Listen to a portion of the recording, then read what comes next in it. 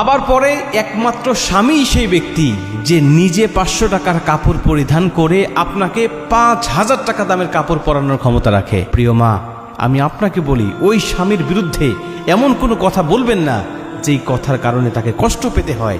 আর ওকে যদি আপনি খুশি রাখতে পারেন তাহলে আপনি খুশি থাকবেন আজীবন। আর ওকে কষ্ট দিবেন, আপনি তাকেও কষ্ট দিলেন, নিজের জীবনটাও কষ্টের মধ্যে আপনি পতিত করলেন।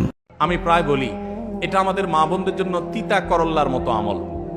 তিতা করল্লার জুস পান করা যেরকম কষ্টের, মহিলাদের জন্য এইসব আমল কষ্টের। মহিলাদেরকে সুবহানাল্লাহ আলহামদুলিল্লাহ বলতে বললে ওনারা অনেক খুশি, কোরআন তেলাওয়াত করতে বলেন অনেক খুশি, কানের দুলগুলো খুলে আল্লাহর রাস্তায় দান করতে বলেন তাও রাজি, মাগার স্বামীকে শ্রদ্ধা করতে অনেকেই রাজি না। বাস্তবতা হলো বাংলাদেশে বহু ঘরে ঘরে আমরা নারী নির্যাতনের কথা শুনি, ঘরে ঘরে তলে তলে হাজারো পুরুষ নির্যাতন চলছে।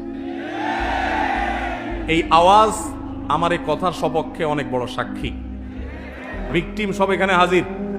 ভিকটিমদের ঠিকঠাক আওয়াজ দেখে বোঝা যাচ্ছে যে বেচারা কি পরিমাণ দুর্গতিতে আছে।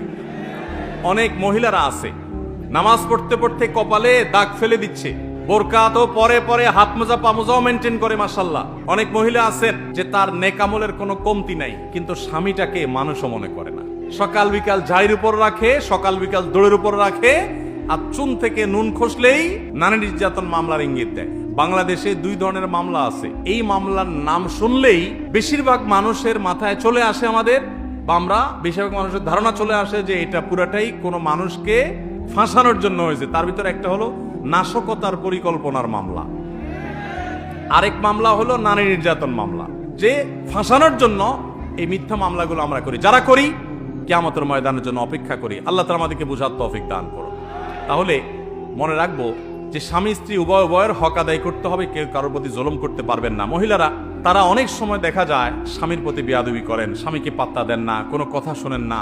আল্লাহ এবং তার রাসূল সাল্লাল্লাহু আলাইহি সাল্লামের পর আপনার অভিভাবক আপনার স্বামী, লোকটা যদি একটু বোকাও হয়, লোকটা যদি একটু বেকুব কিসিমেরও হয়, আপনার চেয়ে 1 ইঞ্চি কমও বুঝে, আল্লাহ তাকে আপনার অভিভাবক করেছেন।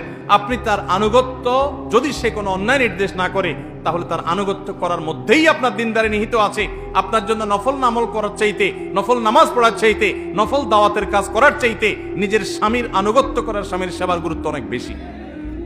স্বামী হোক আর স্ত্রী হোক, পরস্পরের প্রতি সদাচরণ করতে হবে।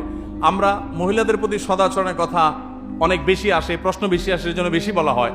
কিন্তু বাস্তবতা হলো বাংলাদেশে বহু ঘরে ঘরে আমরা নারী নির্যাতনের কথা শুনি, ঘরে ঘরে তলে তলে হাজারো পুরুষ নির্যাতন চলছে। আল্লাহ তাআলা আমাদের সবাইকে স্বামী স্ত্রী পরস্পরের হক আদায় করার তৌফিক দান করুন। সদাচরণ করা, উভয়ের প্রতি পরস্পরের কর্তব্যগুলো জেনে সেগুলো পালন করা, নিজের আচরণ দ্বারা কষ্ট না দেওয়া, এগুলো আমাদের কর্তব্যের অংশ।